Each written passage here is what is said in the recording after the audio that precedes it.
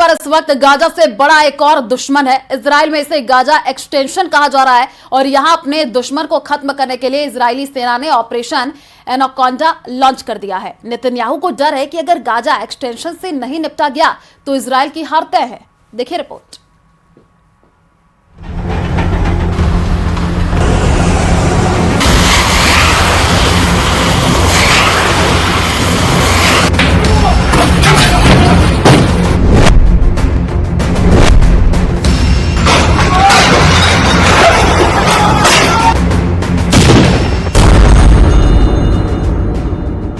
ये तस्वीरें देखिए, ये वेस्ट बैंक से आई ताजा तस्वीरें और वीडियोस हैं। यहाँ जो कोहराम मचा है गाजा से कम नहीं है।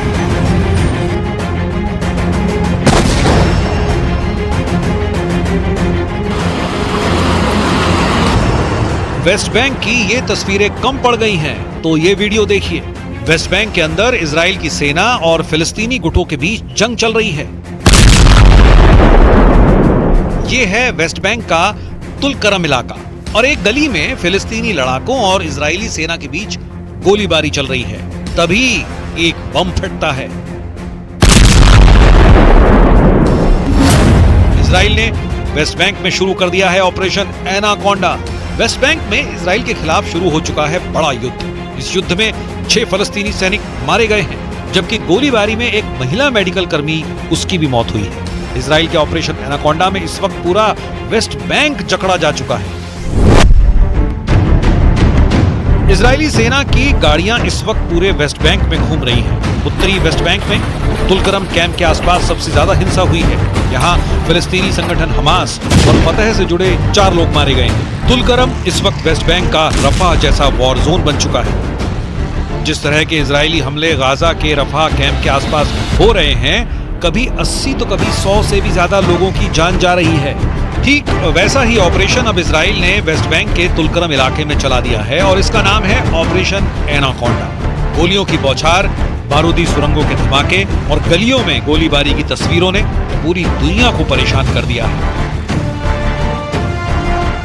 इजराइल का दावा है कि तुलकरम में हमास के प्रमुख अशरफ नफा को ऑपरेशन एनाकोंडा में मार दिया गया है। इजराइल का कहना है कि अशरफ नफा वेस्ट बैंक में इजरायली सैनिकों पर हमलों की साजिश रच रहा था। इस ऑपरेशन में इजरायली सेना को क्या नुकसान उठाना पड़ा वो भी देखिए। ये पहली तस्वीर है। ये दूसरी तस्वीर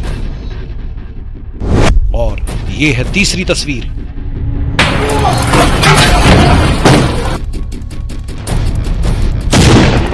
इन तस्वीरों में इजरायली सेना की बख्तरबंद गाड़ियों को टारगेट किया गया, उन्हें जला दिया गया। लेकिन इस कोहराम के बीच वेस्ट बैंक पर गाजा जैसी आफत टूट पड़ी है।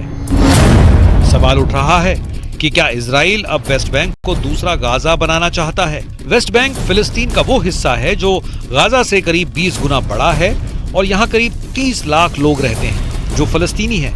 यहीं से इजराइल को अब 7 अक्टूबर जैसे हमले का खतरा सता रहा है।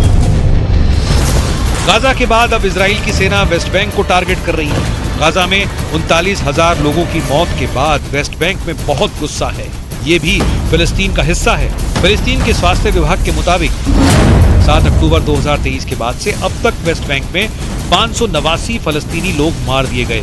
यही इजराइल का ऑपरेशन एनाकोंडा है, जिसमें 142 बच्चों की भी जान गई। ये वाकई बहुत ज्यादा डराने वाले आंकड़े हैं। ये ऑपरेशन गाजा में बमबारी के साथ साथ जारी है, लेकिन गाजा की चीखों के बीच ये आंकड़े कहीं छुप जाते हैं। लिमन नतकल्लम व लिमन नहकी, اللسان عجز عن الكلام، أطفال تصرخ، شيوخ تصرخ، نساء تصرخ. هل هناك من يلبي النداء؟ هل هناك من مستجيب؟ لا أحد.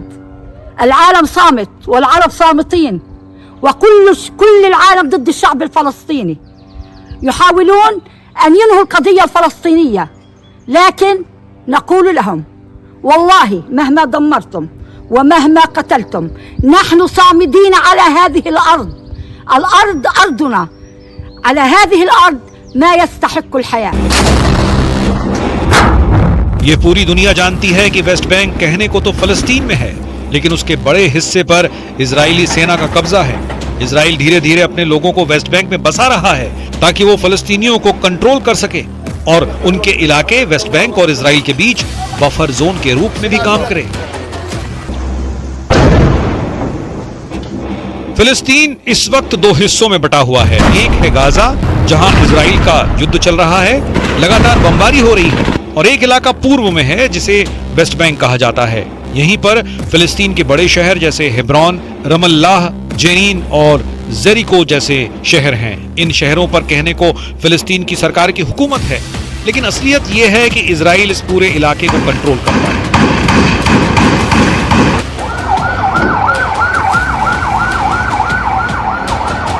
फिलिस्तीन के वेस्ट बैंक में इस अस्पताल के बाहर एक के बाद एक एम्बुलेंस फ्लैश लाइट जलाकर पहुंचती है।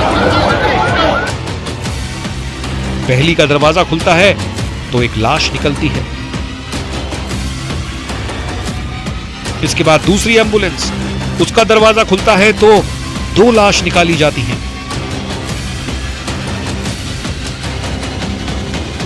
अस्पताल में तीसरी एम्बुलेंस आती है तो जैसे हाहाकार मच जाता है। ये एम्बुलेंस एक नहीं, 2 नहीं, बल्कि 3-3 लाशें लेकर अस्पताल पहुंचती है।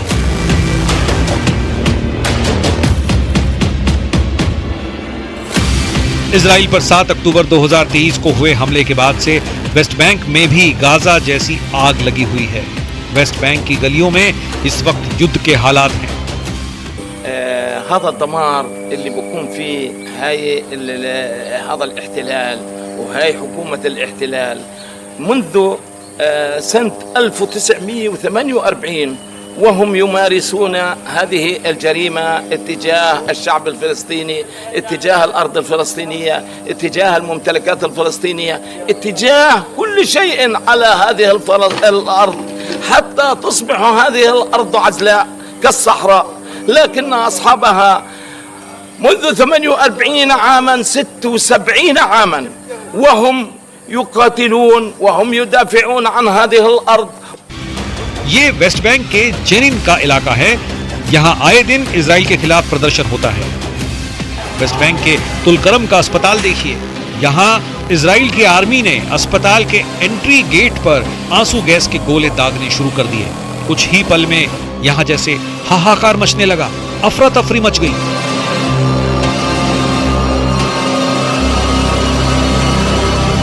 गाजा में इजराइल के विमान तबाही मचा रहे हैं। हजारों टन बम गिराए जा चुके हैं। इजरायली हमले के बाद गाजा खंडहर में तब्दील हो चुका है, तो दूसरी तरफ वेस्ट बैंक में ऑपरेशन एनाकोंडा जारी है। आज पूरी दुनिया में इस युद्ध की चर्चा हो रही है। युद्ध को लेकर दुनिया 2 धड़ों में बंट गई है। एक धड़ा वो है जो इजराइल की इस कार्रवाई को सही ठहरा रहा है, तो दूसरा वो है जो इसे फिलिस्तीनियों पर जुल्म बता रहा है। गाजा के साथ ही इजराइल वेस्ट बैंक पर आहिस्ता आहिस्ता आगे बढ़ रहा है। वेस्ट बैंक में इजराइल के ड्रोन से मिसाइल हमले किए जा रहे हैं। هنا تدمير البنية التحتية. تفرجي يعني شوارع، محلات، دور، بحاول تدمير البنية التحتية في المخيمات على أساس إنهم يهجروا الناس من المخيمات، يعملوا هجرة زي هجرة 48 أو 67. لكن والله لا، والله لنظل صامدين على هذه الأرض، والله لنظل صامدين نحقق إن شاء الله تحرير أرضنا وتحرير وطننا بإذن الله سبحانه وتعالى. ये बात जाहिर है कि गाजा के बाद इजराइल के निशाने पर अब वेस्ट बैंक है, क्योंकि गाजा में हमास से निपटने के साथ साथ इजराइल अब वेस्ट बैंक पर पूरी तरह से कंट्रोल चाहता है। लेकिन वक्त के साथ इस युद्ध में और खून बहने वाला है। तस्वीरें यही साबित करती हैं।